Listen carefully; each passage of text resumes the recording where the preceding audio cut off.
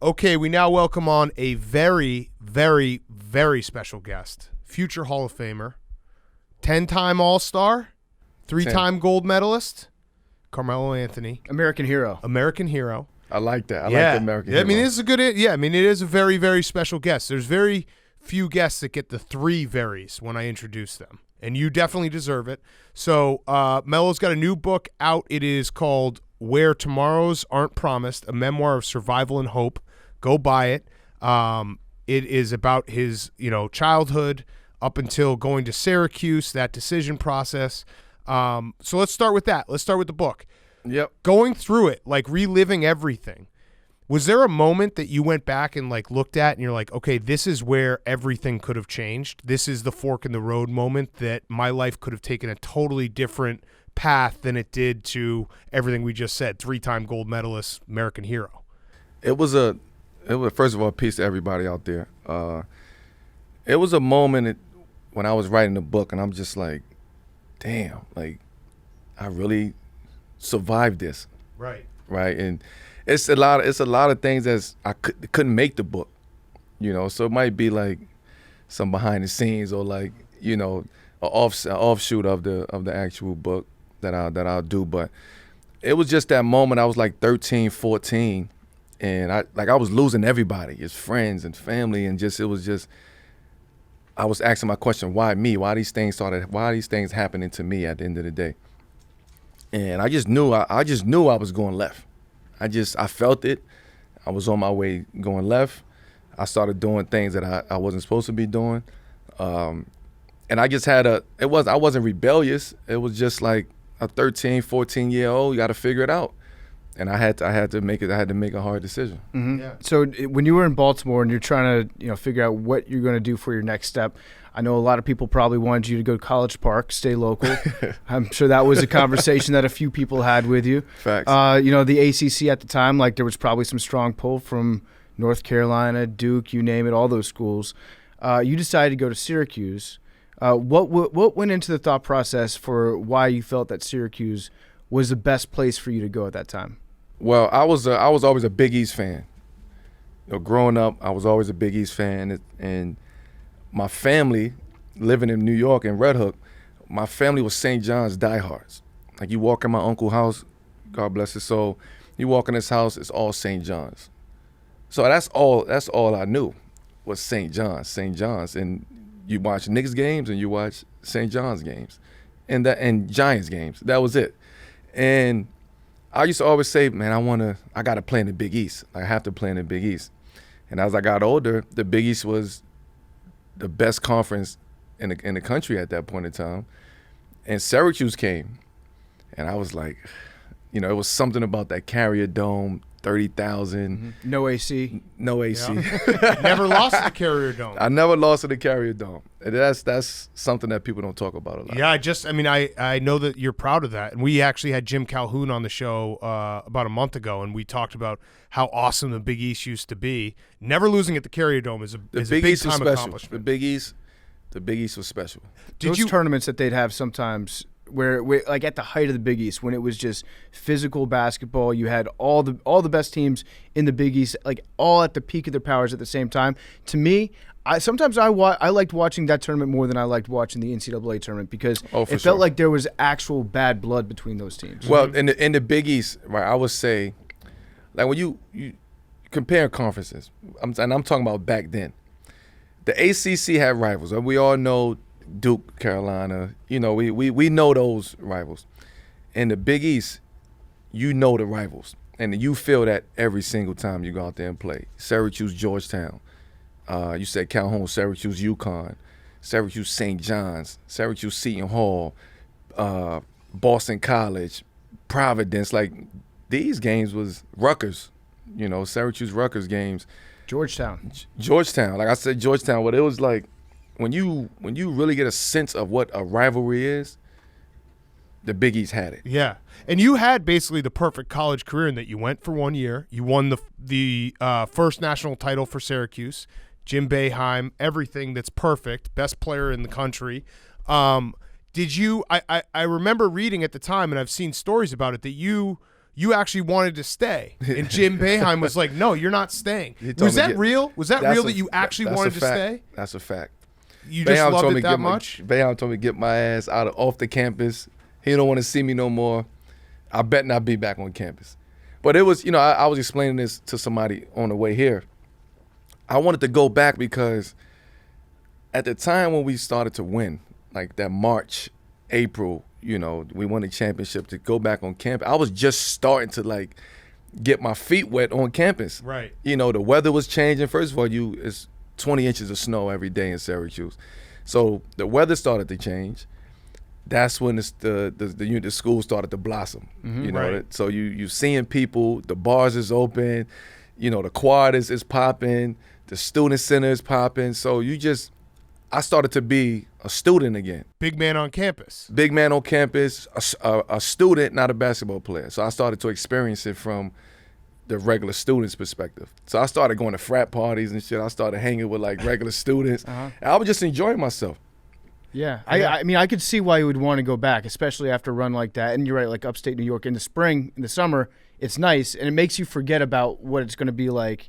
Because you would have gone back, and I'd have regretted. I'd have been sick. You would have been so pissed off, and you would have seen where you would have gone in the draft, and you would just be like looking at your bank account, like, yeah, I'd have been sick. What am I doing? I should have listened to coach. So when you're at Syracuse, I'm a big fan of the zone defense at Syracuse. Just how it will suck the life out of us, how it just confuses people that are prepared all week for it sometimes.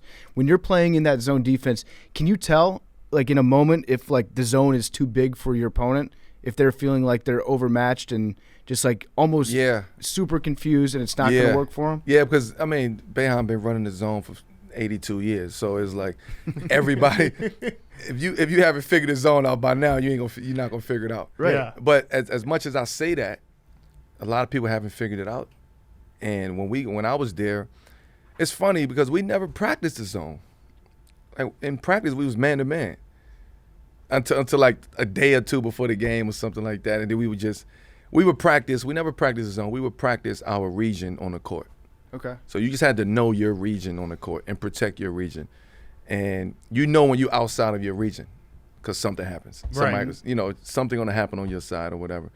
But the zone was just, people just talk about the zone. All Syracuse do is play the zone. But it was effective. Why would you change it? Yeah, of course. The teamwork in the block, like that. If we wasn't in the zone, we would have got that block. That to me is like the perfect zone. Like you got a bunch of guys who are super tall, long, and they just disrupt every shot, no matter and where I think it is. what made us special that year was we were long on the wings. Hakeem was on one side, I was on one side. We had Quef Dewaney up top, who's 6'5", 6'6". We had Jerry McNamara up there. We had a 7-footer in the paint. So we were, we was getting to our region. We was closing out. If you could shoot, we was taking that away from you. So to answer your question, yes, it was times where we would play teams and we'd be like, okay, they're not gonna figure it out. They don't want to fuck with the zone tonight. They're not tonight. The zone came to play. Yes. And then it's some nights it'd be like, fuck this zone. Well, if you shoot, right. If you're shooting well. But it was a couple. It was only like one team who figured the zone out. Yeah, it's crazy. It was Calhoun. Yeah, it's crazy that Figured it out. When you can figure out the zone looks like the worst defense ever. For sure. It seems so easy. Like get a guy on the baseline, get a guy in the middle, get a guy in the middle, shoot some threes, and you're like, wait, this is easy, but it's obviously a lot harder said than done. I like the way you described it. It's like it's a man-to-man defense, but inside of regions. That's like a really granular way to look at the zone. It's a man-to-man zone, but you just play in your region, and you just know, not to let somebody get behind you on the baseline. We know what's going to happen. If the guy in the middle gets it, we collapse. Everybody stay home. Shooters. So we had it figured out, and then we used to throw our own little tricks into the zone. We used to cheat it a little bit.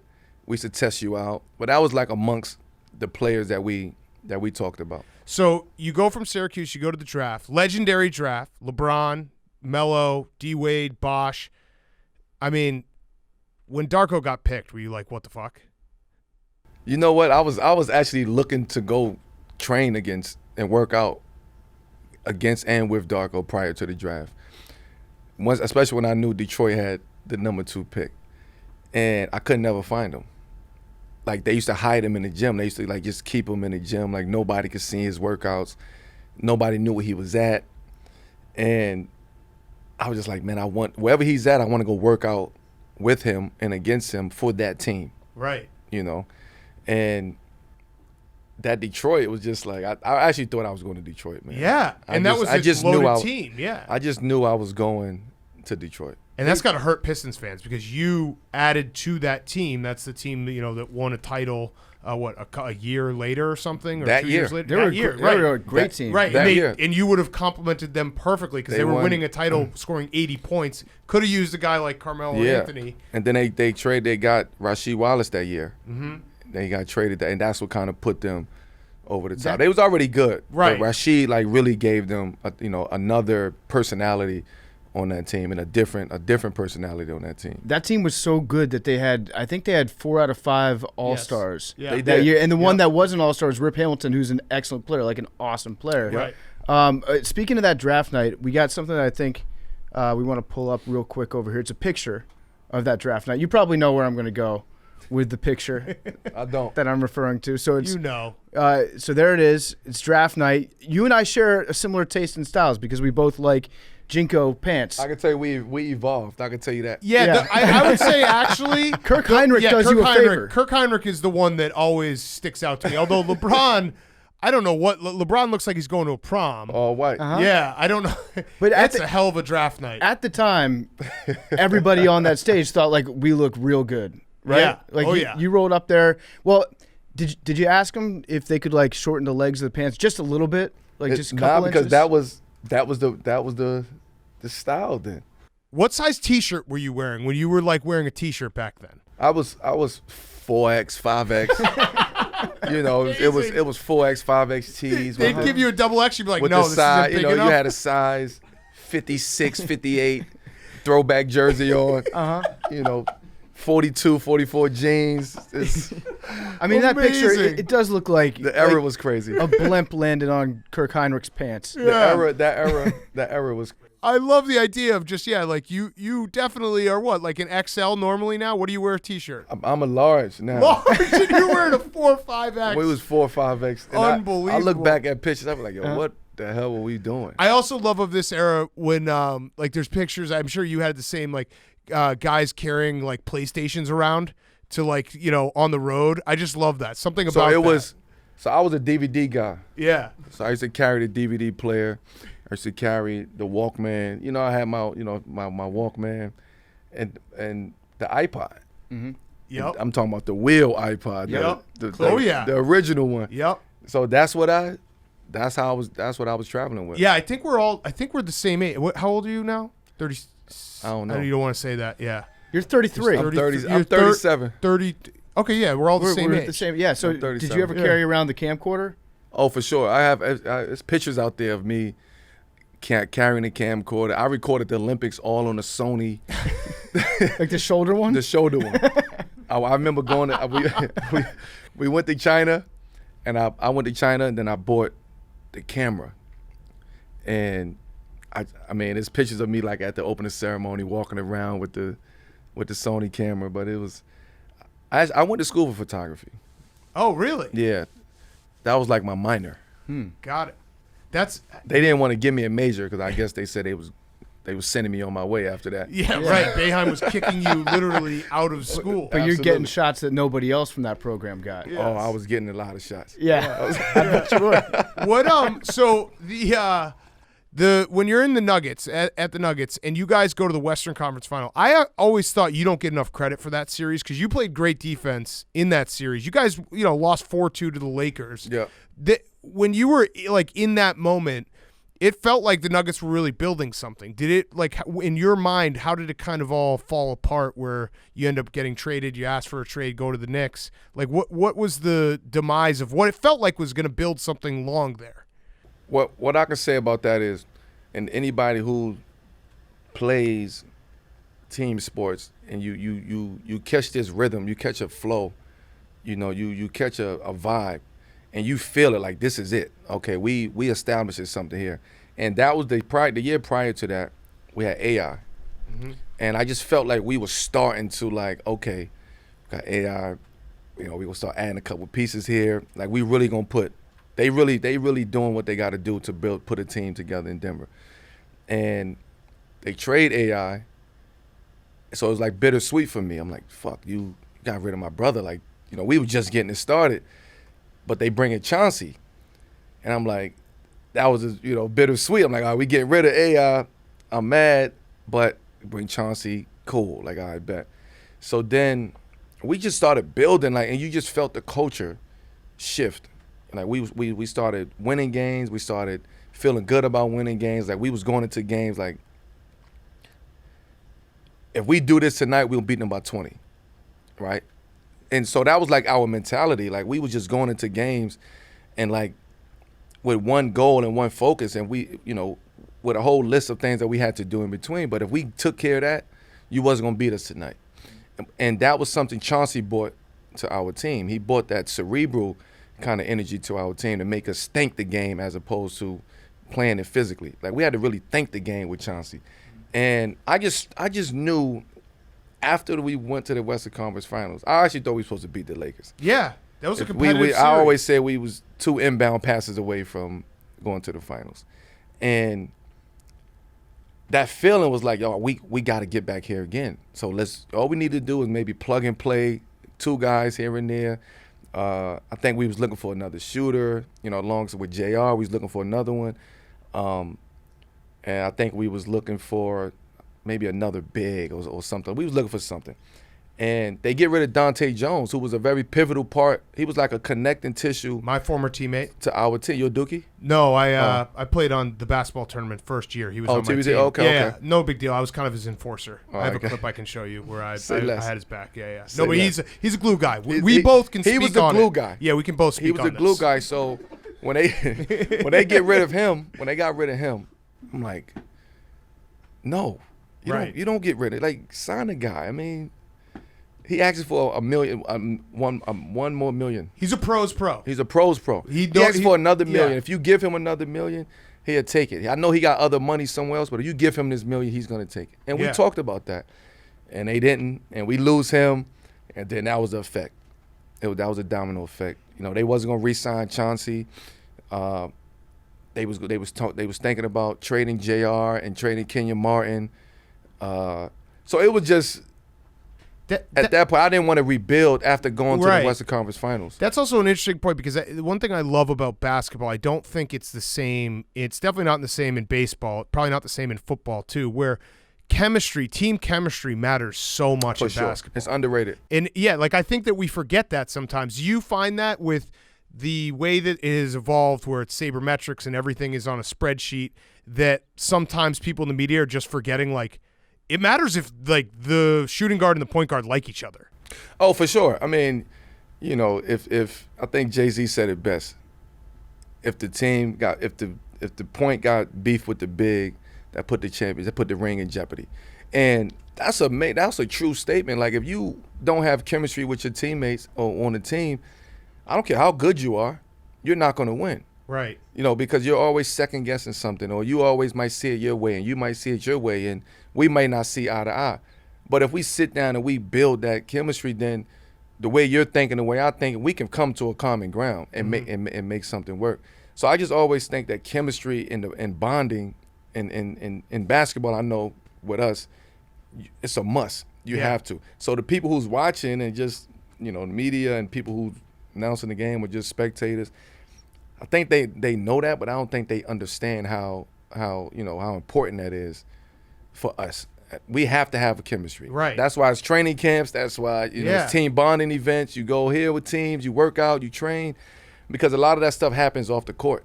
I feel like you have to care enough about your teammate to understand why they're doing certain things. That's off the court, and that's also, but that translates 100%. But that's special on the though. Court. Yeah. That takes a special individual to go about it that way. Mm-hmm. To kind of learn everybody in their surroundings, what you like to do, what you don't like to do, when you like to go to sleep, what you like to drink, what you don't, what you eat for breakfast, how do you work out, how long you in the gym. And that's all of that stuff comes into play. And that's why I truly love basketball, because when a team does hit that point where it's incredible. Yeah, it's incredible to watch. It's free flowing. Yeah, right. It's like poetry in motion. It's Absolutely. just everything works perfectly, and you can see that they know where they're going to be before they're there. there. It's like when you're watching a game and you just be like, somebody can make a crazy pass, that a no-look pass, they just knew that guy was going to be there. Yeah. That's chemistry. That's stuff that wasn't luck. Right. That's stuff that happened way before that I knew my guy was going to be there. Yeah. Yes. So Yes. you get to New York, and I felt like you got a bum rap with the New York media. I never thought that you got a bum rap with the fans. I feel like the fans of New York loved you because you wanted to come to New York, right? You were the one that stood up. You said, hey, I want to be on the Knicks. Probably going back to when you were watching them, as a kid playing. Do you have any animosity towards the New York media that, like, they're not easy to deal with? They try to stir up animosity sometimes. Yeah. The way I look at it is like that's their job, and coming into New York, I knew what was at stake. Like, forget on court. Like, I just knew what I was about to face, and I was ready for that. I sat back as a fan of New York sports. I've watched how they handled Marbury. I've watched how they handled A-Rod and Manning and Jeter. Like, just everybody who came through New York. I've watched them, how they did it, and I studied it. I studied Jeter, right? I studied A-Rod. I studied Marbury and how they was handling different situations. Isaiah Thomas in the front office and as a coach. Just New York sports as a whole, I studied that. So I knew, okay, I ain't gonna play that game. I'm not going on that path. Right. I'm gonna just be here. I'm gonna be honest with them. I'm not gonna lie to them. Be straightforward. I'm gonna speak to you, win, lose, or draw. Regardless of what you ask me, I'm gonna answer your question. And at first, I thought that they maybe thought that I was full of shit. But as we went along, it was like, some of the media started to flip on my side because they realized, okay, this is very organic and authentic, right, coming from him. So I never played in media games because I know you can never win with that. Yeah. Mm-hmm. So I knew that coming into New York. How many times did you watch the I'm Coming Home video? I still watch it to this day. I love that answer. I still, you were I the can't original. lie. Like you were the original. Yeah, I can't. I still watch it. I still watch it. It was the most incredible video. Like, I don't care about the Knicks whatsoever, and I was pumped that you were on the Knicks. I was like, this is awesome. It was a moment in time and in history, and as sports fans, and me being a sports fan of other sports, like we don't get those moments. We don't allow ourselves to cherish those moments. It's like on to the next. Oh, this one, okay, cool, that's one. But when we did that video, it was like I had to make a lasting impact on New York, not just the Knicks, but New York, the whole state of New York. And even if you wasn't from here, you felt like, damn, I should have been in them. I should have been at that moment. Yes. And that was the feeling that we was going for, and we accomplished that. I'm so happy that you answered it that way, because like if I were you, I'd do the same thing. Just on a random Tuesday night, just be like, yeah, I'm just gonna pull this up and watch this real quick, get some goosebumps. No, come on, man. I watch it. I watch it all the time, man. Because again, I don't watch it for the actual game. I watch it just that moment because I also know what I had to go through to get to that moment. Right. It made me like envious of New Yorkers. Yeah. And that would never be a thought that would occur to me. Like honestly, that's why I always would feel like not indebted to New York, but like this is mine because I've never seen anybody receive or get received like that. Mm-hmm. And I don't care. People came through. Like Michael Jordan came to New York. But he played for Chicago. Right. But I never seen like somebody from New York sports franchise come into a city and be received that way. Yeah. The doors are open arms, embrace, hug. You're ours now. And there's something like romantic about Madison Square Garden and the Knicks. They haven't been great. Like there's an energy that I think is like an elusive energy that people are trying to recapture that is just something special. Listen, moments in the Garden are moments in the Garden. You can't recreate that. Mm-hmm. You got to let the moments happen. What's your favorite moment ever in the Garden? I think that one, like that, and not even playing, just like walking out that tunnel and waving is just like seeing the video, and they wouldn't show me the video prior to that. They was just like, man, we just gonna give you a nice introduction.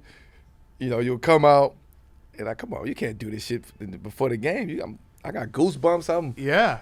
I might shoot the ball over the basket. Right. I'm so hyped, but it was a great moment, man, and you know that was one. I think I know we played Chicago. I think that was St. Patty's Day or something like that. I tied the game up and won the game with the 2-game winners. So that was a moment. The 62-point game was probably the top. So I told you before we started that I'm a Bulls fan. I still contend that if you had joined the Bulls in 2014, that team would have competed for a title. So walk me through that. I have a question first, and it's going to be creepy. And I know the answer to it, but I got to ask it anyway. Do you know the answer? Yeah, you probably have no idea who I am. You probably never on your radar. But I did go on a hot dog strike for you to sign with the Bulls that summer. I only ate hot dogs for dinner for like 2 weeks straight. I tweeted at you every day, being like, please come. It probably was the hot dogs. I wasn't going to reply to that. You're not a hot dog guy? I just wasn't going to reply. It was never going to work. It was just every the hot tweet. dogs. Yeah. It was the hot dog. It got me. I'd put a pack on the grill. I'd be like, Mello, I couldn't three respond. of those I couldn't are for respond you, to the hot dogs. 3 of them are for me. Come to Chicago. He actually answered the question like it would not have been good. It wouldn't have been a good fit for you to be in Chicago if you don't like hot dogs. Yeah, well, you like hot dogs. I just, when he messaged me, I just saw the hot dog. It's like, I backed off of that message. Never offer another man your hot dog. I got it. It might have been tampering too, now that I'm thinking about it. But let's talk about that, because I do think you were the perfect fit for that team. Was it the fact that the front office and the coach, the coach thought the front office was spying on him, which actually I think was true. Did you catch wind of all of that? Oh, see, so you getting it from the other side. No, I just know how dysfunctional it was. Because you're a Bulls fan. Yeah, right. So that's what I'm saying. So that's helpful to know when I'm about to say my answer. Okay, all right. Because you're giving it to me from a different perspective. Tom Thibodeau thought that Gar and Pax were spying on him, which I think was actually true. I don't know what was going on. Okay. I just know I go off of energy. I go off of vibes. And when I get to Chicago, the vibe was there. You know, Joe Kim was there, D Rose was there, like, you know, we talking about it. And I'm sitting there just like I want to make this happen. Like, I feel like if it's gonna be a time for me to make a move, like, this is the right move for me to make. And then I leave and I go to a couple other cities.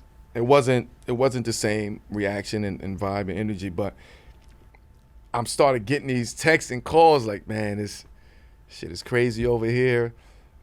You know, we don't know who's gonna be here. And I'm like, all right, listen, I'm not about to leave one of them type of situations to go to another type, the same situation. Right. I'd rather just come back home. I'd rather just stay where I'm at. So it is kind of true that the front office and I've always thought that they're, at least in that regime, they've changed now, but that regime had trouble landing big free agents because that type of word gets out there around the league where it's like, hey, it's a little dysfunctional here. Yeah, I think it was. I never heard of Chicago was dysfunctional. Being an outsider. Oh, it was. I mean, John Paxson choked Vinny Del Negro when he was the coach. Like I've never heard it, but you would see things, you would read things. You know, you see reports on different players. Yeah. And you just be like, well, what is going on over there? Would it have been a good fit though? I think you would have, because it was the offensive piece. Yeah, it was. That needed to be added. They was a great, gritty team. Right. You know? They needed a scorer. And they needed somebody else to score the basketball. I thought it was too much on D Rose as a point guard to try to score, get everybody involved, lead the team. You know, he was MVP, but that's still a lot when you don't have that Robin with you, right. You know, Batman or whatever. You know, you don't have your other superhero with you. Yeah. You know, you just have a great team, a well put together team, a great coach. But when you got to do it yourself, even though you can, when you got to do it yourself, it's tough. Yeah. I'm glad you brought up the Batman and Robin, because I'm about to ask a question that I'm going to hate saying, but I have to ask it. So Batman, Robin, AD, LeBron. Which is which? Who's Batman and who's Robin? Yeah. I'm a Justice League guy too. Okay. Right? So I know the original Robin and I know the new Robin. Right. I watch Teen Titans and all that. So I think they both Batman. Oh, come on. But I'm gonna say this. I think they're both Batman. I think at times, I think AD can be Robin, right? LeBron could try to be Robin, but that ain't who he is. He is Batman. You know, he Bruce Wayne. AD can be Robin. He can switch it up, and that's how I like to say that. Now they both Batman, but AD can be Robin a little bit more than LeBron can be a Robin. Yeah. How frustrating was it when you were out of the league, knowing that you were still better than a lot of guys in the league? Because I'd see the videos. I am convinced that what's the gym called that you guys all work out at here in the Sky? city? Yeah, I'm convinced the rims are slightly bigger because no one ever misses in that gym. It's a shooter's gym. Yeah, right. Exactly. It's not bigger, but it's a a perfect gym for the Yes, Instagram. yes. But how frustrating was that? Because you're sitting there like, I'm still better than a lot of guys here. Why am I not playing? Yeah, and it was my runs too. Like I was, I put the games on, so it's like I don't even want to go to my own runs because it's like I was embarrassed. I felt uncomfortable being around like other, my colleagues, other players. And just that time away from the game, I was like, at first, and again, it took me back to why me? Like, why is this happening to me? Like, out of all people, why me? Right. Is this karma? What did I do wrong? I started reflecting back on just things that I've done in life. Like, damn, does this have anything to do with it? And then I just had to get away from it. And I had to just say, basically just fuck it. Like, I don't care about the game no more. Yeah. The game didn't love me the way that I loved the game at that moment. So when that happens, you got to walk away from it. Yeah. When did you know that the game started loving you back? When did you start feeling that? Going into the runs, playing pickup. I mean, the game, that never went nowhere. That would never go nowhere. And then I started traveling with my son and his basketball team, and just being around family and kids, and having conversations with them, and them still looking at me and thinking like, man, you should be in the league, or you should be what's going on, and where we going at? We can't wait till you get back on the team, and who's that player? Why is that player? Like, it was a lot of that stuff. So they, the kids really gave me that energy back. Yeah. I feel like that happens with artists, with athletes, with musicians, where it becomes, no matter how fun your job is, no matter how perfect people think that your life is, doing the same thing over and over, it'll have a grind on you. It has an effect on you after years and years. And when you see it from a different light, from like a kid's mind, it kind of reminds you of where you used to be when you were thinking about whether it's your art, your music, or your sport, and it kind of rekindles that a little bit in you. Well, it rekindled the fire, I can tell you that, because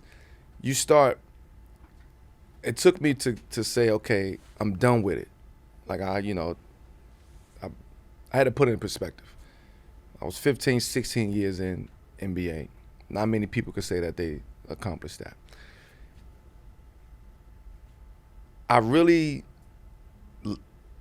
stood on that though. 16 years, I did what I had to do. I wanted to win a championship. I couldn't. I didn't do it. Fuck it. I'm cool. Like, I'm gonna get away from the game of basketball. But I had to really come to a hard stop. I don't want to talk about the game no more. I don't want to watch the game no more. I don't want anything to do with basketball because I'm completely done with it. I'm on to something else. And the more time that I was off, the further and further away that I was detaching myself from the game of basketball. And I started to see it differently. I had a different perspective on the game of basketball, the business of basketball, and just how to maneuver it, because I never got a chance to step out of it and look at it from a different perspective. I always had to go off of somebody else's perspective and what they think and what I should do and what they think I should do and so on. So when I got away from the game of basketball was really when my whole perspective on life changed. And I started really believing, like, basketball is not who you are. It's what you do, but it's not who you are. So don't allow yourself to be sulking on the couch, and you had 2-3 months to do that. Like now it's time to put your big boy pants on, man up, stand up, and get to walking. And that was my mentality. Yeah. So you just mentioned something about how you kind of came to peace with the fact that you didn't win a title. Now you're on the Lakers. I can't come to peace with this one. Yeah, like odds on. I mean, I think it's either you or the Nets. Odds on favorite to win the title. Right. Do you feel that pressure going in? Like this is the best chance I have. Yeah, this. I mean, I don't feel the pressure. I embrace whatever is happening. I know what's at stake. But I know, like I said, I know it's at stake. Right. Like I'm not naive to that, But I don't feel the pressure right now, and I don't feel pressure. I get anxious. I lose sleep.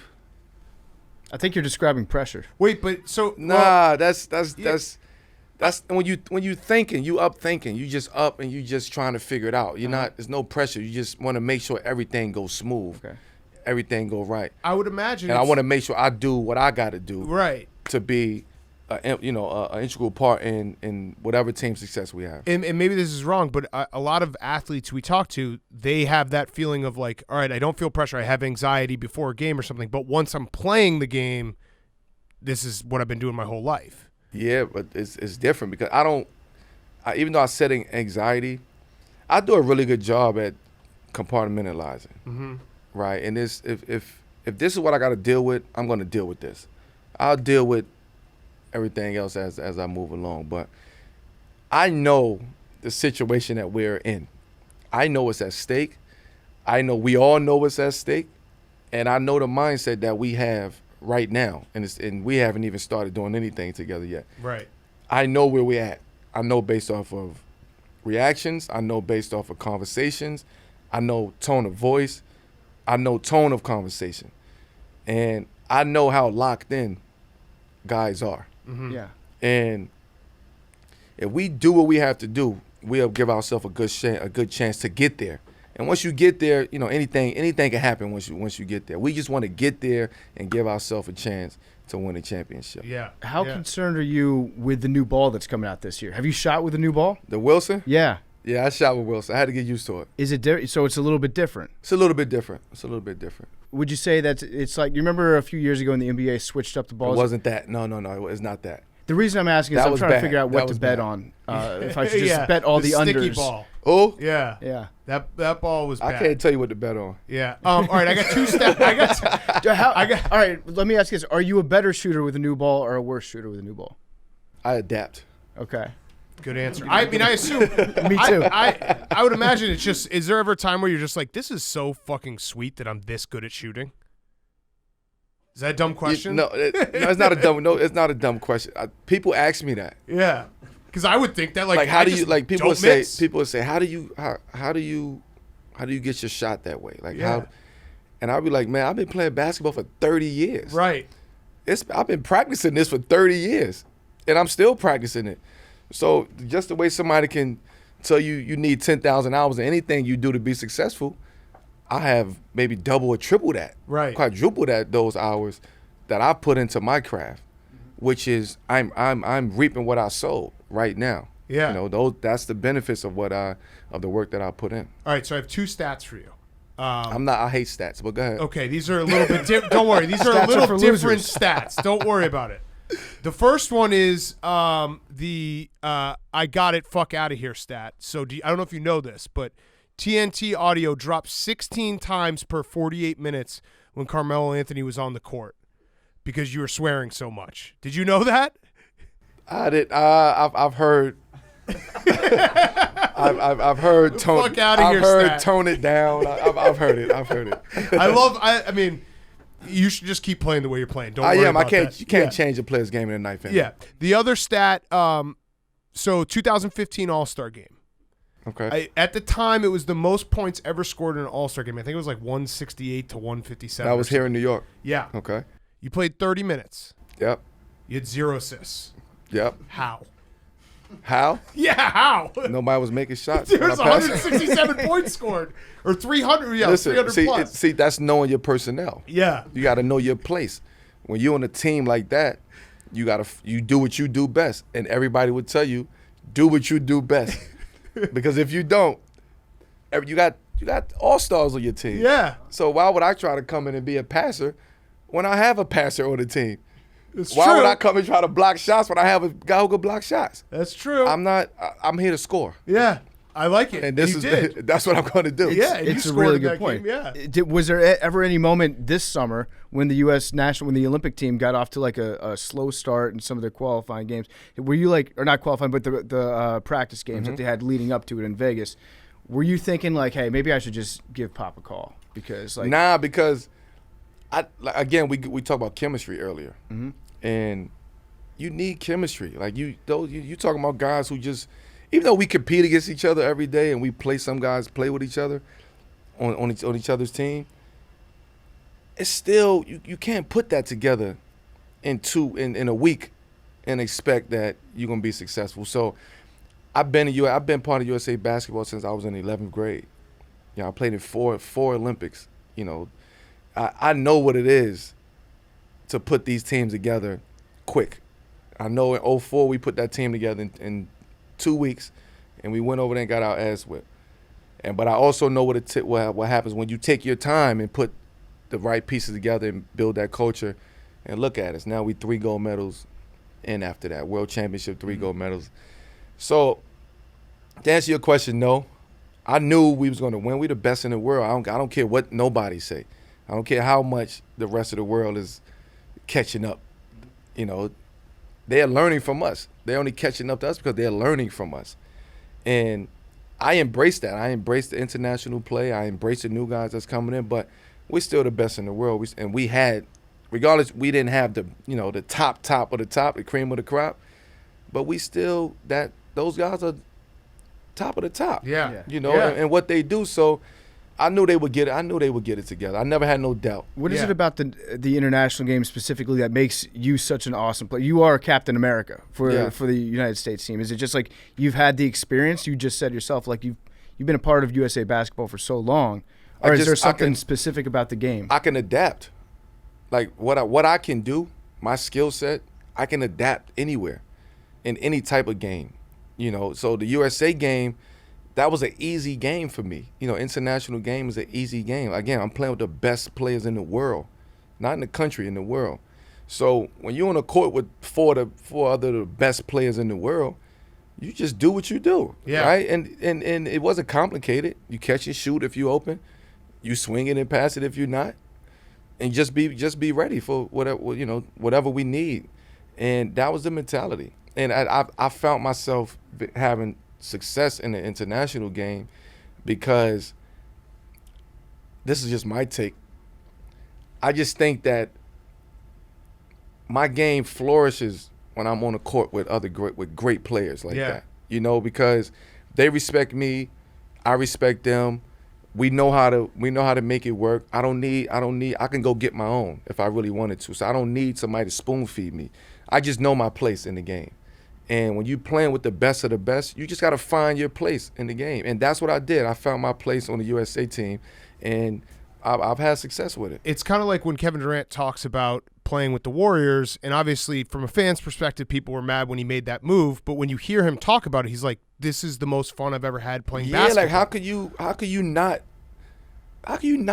enjoy that? Right. Like if you have the opportunity to do it. I mean, now, before it was different. Like early when we first came in the NBA, it was no way I was going to somebody else's team. Right. It was no way I was going to play with Kobe. It was no way I was going to play with T-Mac. There was just no way. You know what I'm saying? Because the mentality was different, the game was different, situation was different. Everybody had their own situation and made the best man win at that point in time. Now it's like you try to do that now, your ass will be out the league. Yeah. Because it's impossible for anybody to do that. Yeah. Now. It's I don't want to say it's sad, but it is sad. It's a little bit sad. Because changed. it's impossible.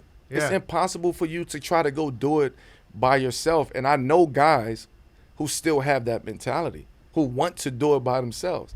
It's just impossible to do. The problem with that is it wears you down over the years if that's your mentality that you stick with for forever. Because unless you're the top of the top, unless you're the one that's winning multiple rings, you're going to have that chip on your shoulder, and pretty soon that chip's going to be a boulder, and it's going to just kind of like That's it'll when the drag pressure. you That's down when the mentally. pressure. That's when the pressure comes on. Yeah. When it's just you feel weighed down, you feel bogged down, you feel like no matter what you do, it's just not going to be enough. And you're not speaking about anyone specifically who still acts like that, like someone maybe you were a teammate with last year or anything.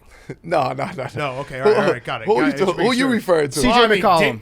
Dame is, CJ? Dame? Dame is. Everyone's like, "Hey, Dame, go somewhere else," and it's like, See, the thing is, people don't know Dame, right? And Dame don't speak. Dame quiet. Dame is in Portland. Dame doing his own thing. Dame chilling.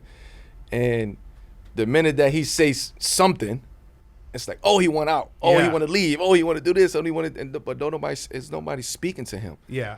So I know him, so I understand what's going on with him and how he's thinking. Now we'll have these man-to-man conversations, and I tell him, look, you got to take care of yourself at the end of the day. I've been in your situation. I'm not telling you to leave. I'm just telling you to whatever you need, whatever you want, whatever you feel like will get you to a ring, then you have to make that happen. Yeah. And it's not about being disrespectful. It's not about, going in there kicking down the door saying it. No, you go in there, you handle your business the way that you handle your business, and you go from there. And if it don't work, it don't work. It's life. You know, people move on in life. Yeah. So we have a couple minutes left. I have a last question that I'm going to ask you about your memoir, Where Tomorrows Aren't Promised, a memoir of survival and hope. But I have one before I do my last question about the book. I have the toughest question you're going to ever get in your press tour, and I'm sorry that I have to ask this. The banana boat. What about it? Not getting invited on it. Was that the worst moment of your career? No, actually it was a great moment of my career. You dodged a bullet? I dodged a bullet. You got left out. I you got left out. You know what? I didn't get left out, though. I didn't get left out.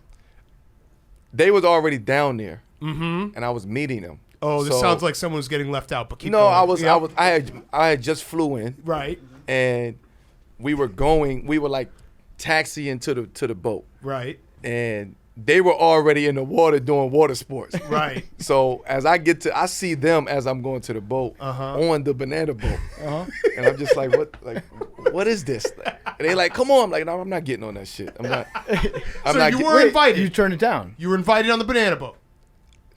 Informally, it was like it was the hand wave. Like, come on, it was that. I want to know what a formal invitation to the banana boat looks like now. Formal invitation, yo. This is the plan. We get on the banana boat. Yeah, we'll wait for you to land. Right, And then we'll get you on the They banana send boat. you a calendar invite. Yeah. Right, that's a formal invite. If you had been on the boat, I wouldn't have been on it. I wouldn't have been. You on it. wouldn't? No, but I wouldn't have been on it. I wouldn't have got on it. But, and I don't like using but. With that being said, I am an extension. I am a banana boat family. Like we are, you know what I'm saying? Like and they got on me one time. Uh-huh. Man, why you keep saying you ain't a banana boat? Like, all right, man, fuck it. I'm on a banana. I'm part of the banana boat, man. Fuck it. I wasn't on it. They're like, you keep arguing, you keep fighting it. I'm part of the banana. You give off banana boat vibes. Yeah. Which You're that's honorary banana boat give member. banana boat vibes. It's a compliment. We recreated the picture. Yeah. With you guys? Yeah, and Ryan Russillo. He's a bodybuilder. Yeah. Okay. Yeah. So, well, I just wish you had been on the banana boat. That's all. I, know, felt bad. I was like, where's Melo? You know what? I know everybody wish I was on that banana boat. Yeah. Because that's the picture everybody wants. Yes. The other picture is cool. It's so They funny. want to see Melo on that banana boat. Yes. I listen, wouldn't give y'all the time. I let's think do it's this. perfect the way it is. Let's do this, though.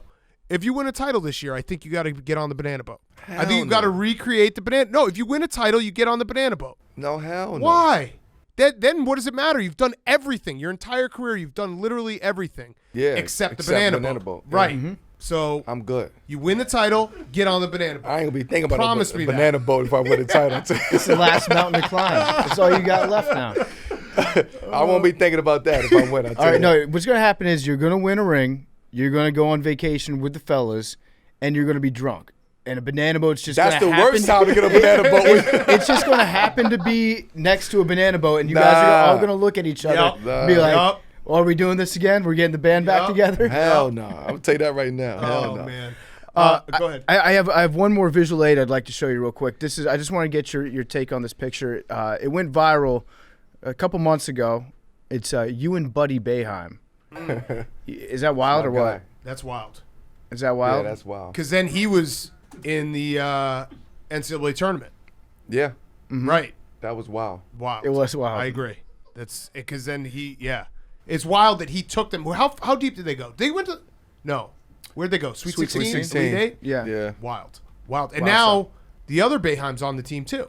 Yep. Jimmy. Jimmy came Yeah. back. Yeah. Yep. So wild. Just wild stuff. Just Yeah. wanted to point that out. That picture was. I mean, that's actually a moment, though. Like Right. you know, like we talked about moments earlier. Like that's actually a moment to see that picture and to see where he's at right now. Like that to me, that's a special picture for me. Yeah. Because that was him, and when I was in the locker room every day, he come sit next to me in the locker. He come and pulling me. I play with him, chase him around the locker room, chase him in the arena. Like it was.